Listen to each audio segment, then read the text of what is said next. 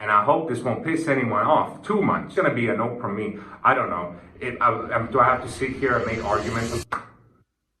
Hola, hello, tere, and privet for all the people joining in today. Wherever you're from, hopefully you got your national greeting. Today's video is slightly different. We're going to be doing a tier list of all the diets that I at least could figure out that exist.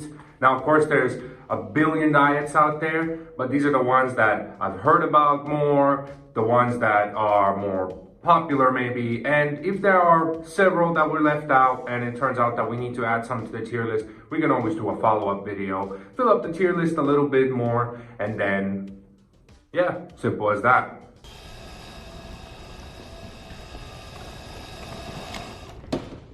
How about no? Couple things to note before we start. Number one, I'm not a doctor. I'm not your doctor. I'm not my own doctor. I'm not any doctor. I'm not a nutritionist. I'm not anyone of that sort, okay? So this is all unlicensed, a professional. Who are you? Number two, these diets are strictly going to be tiered, from my opinion, in the terms of bodybuilding. So I'm not going to be putting them on a tier list based on health or how good they taste or anything of that sort. Oh, God, it's so good. So good. So it's completely just going to be if you want to gain muscle, you want to lose fat, whatever it is, whatever shape you're trying to get into, which one of these diets is one of the better options and which ones are worse down on the tier list, right? And three, like I said, this is my opinion. It's my opinion! It's my opinion. This is not set in stone. If you disagree with me, that's fine. You can disagree with me. I disagree. Let's get right into it, right? The Go Mad diet. Now, everyone has at least heard of this diet if you've been around the fitness industry, especially like about 10 years ago in the 2010s. People were talking about this a lot. Go Mad essentially standing for a gallon of milk a day, okay? What are the bonuses of this diet? Good calories. Maybe you have a fast metabolism. Maybe you're struggling to put on some extra weight. If you drink a gallon of milk, which is a lot of milk, it's about 2,000 calories, up to like 2,400. A big part of it's going to be protein. Some of it's going to be fat. If you're struggling with losing weight, could be a good option. The negative part of this diet is instead of drinking a gallon of milk a day, personally for me, if I am someone that struggles to put on weight, which I am not, and I actually envy these people that really struggle to put on weight even when they eat whatever they want. To me, it's always really, really confusing as to why these people struggle with putting on weight in a sense of there is so much yumminess out there. Why just not eat some delicious food? You're eating lean meats, start eating fattier meats. Start eating some hamburgers. Have an ice cream sometime. Yes. Ice cream is so good. Instead of doing a gallon of milk every day, to me, it's just excessive. You can get 2,000 calories from anywhere else, pretty much. And it would taste way better. And I believe it's just, you know, easier maybe to digest and handle. I feel really bad for your toilet that has to handle a gallon of milk a day being digested and excreted out of you, right? The second thing is it can come with health complications if you do it over a long term, especially if you're prone to these health complications. Things like kidney stones, digestion issues, kidney dysfunction, vascular calcification. The Go Mad diet's gonna go into the, it's all right. Because, it's all right, but it could be better, right? So it's gonna be right there in the middle. It's not great. It's not horrible either if you can do it. I'm not gonna stop you. Next, the vertical diet, or otherwise known the diet like from Stan Efferding. And this diet basically focuses on getting all your micronutrients, all your macronutrients, all your proteins, everything from this set diet. So it's a very specific diet. It literally lays out almost every meal for you. It's kind of restricted on what you will be eating. It's mostly red meats. I think the main carb is like rice, and then there's different vegetables. There's like chicken stock, all this kind of different things, right? If you're someone that's struggling to get your micronutrients, so maybe your vitamins, your minerals, all these things that often you have to supplement, this diet is meant to cover all of these, okay? So it's intended, I believe it was literally at first intended for strongman competitors, so they could hit all their targets perfectly, not be deficient in anything, and put on good muscle, gain good strength, all of that. So big bonus to this diet, because almost everyone that has done it has vouched for it in that sense. Now, the big negative side of this diet is that when I look at it, I believe there's very little like food volume. So a lot of the stuff can be higher in calorie. And if you are someone that already is struggling with satiation and you follow this diet, especially on a cut, you might struggle to stick to the diet long term, because not only is it quite repetitive, but you will constantly not be super satiated. If you are someone that is very high in ghrelin, the hunger hormone, as opposed to leptin, the opposite hormone, which essentially makes you satiated, you can really struggle on this diet. However, the diet otherwise itself, it has so many bonuses. It has, for a bodybuilder or a strongman or whoever that lifts, or even just a regular guy working a laborious job, it can be a perfect diet for you. Vertical diet is going to go into the you are making gains bro tier of this tier list.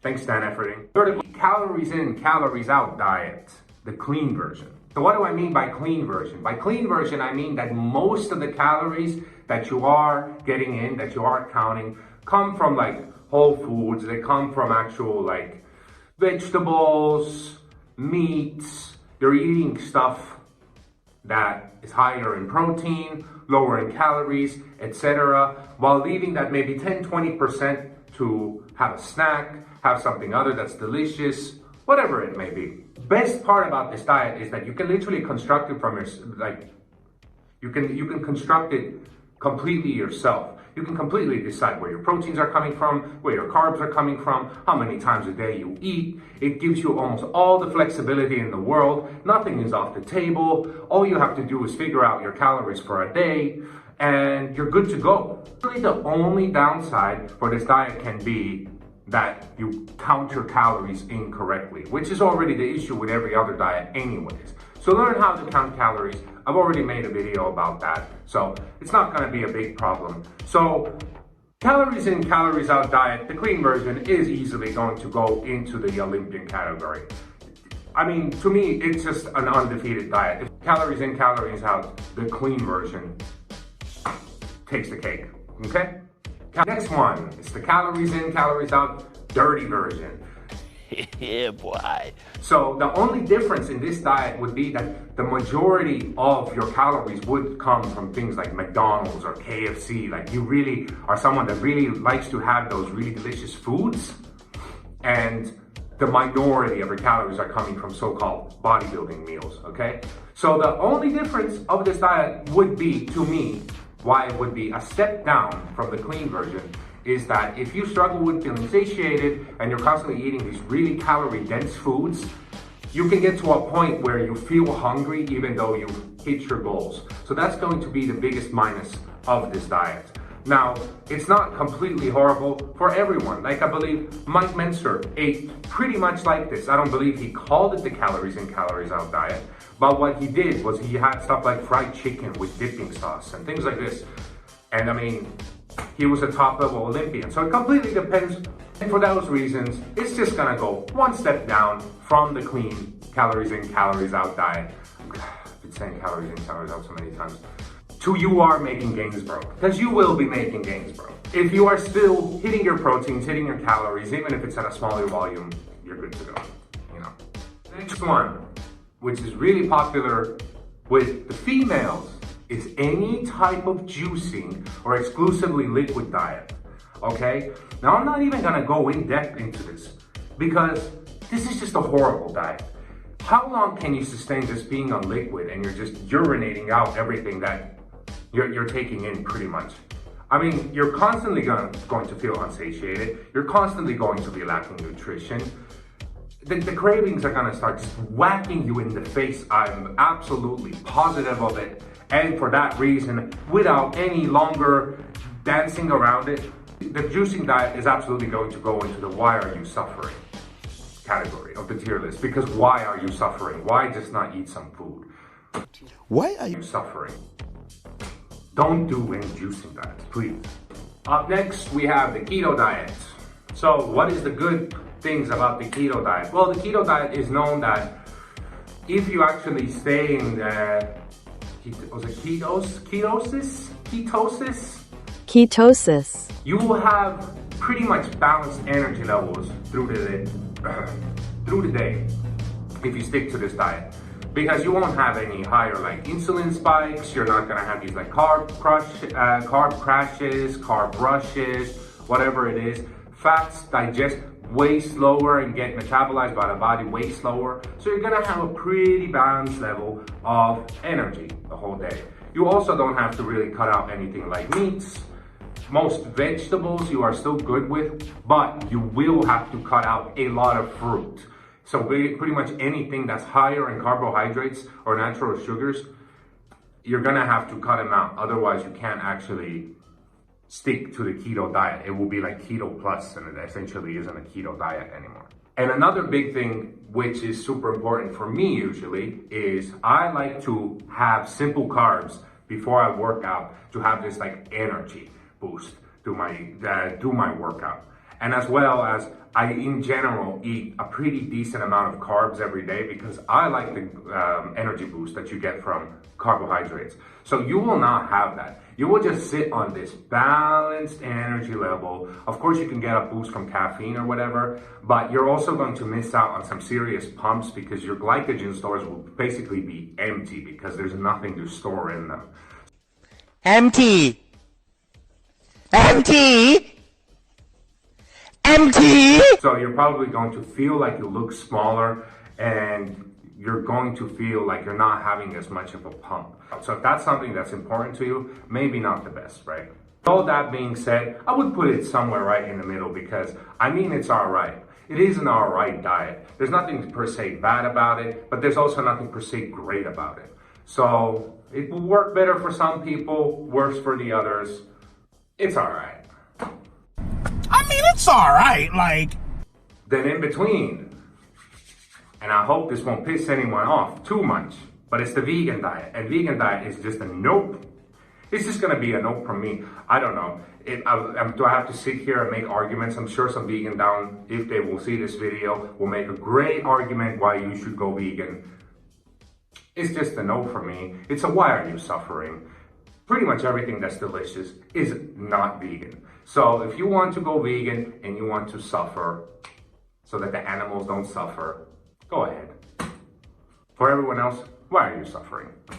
You are Suffering. Now we have the carnivore diet. Now the carnivore diet is something that's become more and more popular online. This and a godly woman? This nigga. In general, what I would say about the carnivore diet is that it is great in a way where you get a good amount of protein. It all usually comes from really, really healthy sources. You will have a similar effect as to the keto diet because you probably won't be eating a big amount of carbs or anything like that. So you can also, with the carnivore diet, essentially achieve ketosis. So it will have the same effect. No high energy ups, no crashes, nothing like that. Just a balanced. Definitely won't be struggling to hit proteins with the carnivore diet. So that's the good part. One negative side effect of this is that you will be risking really heightening your cholesterol because all the sources will be pretty much from animals and all the fats also will be pretty much from animals. And you can risk getting xanthoma.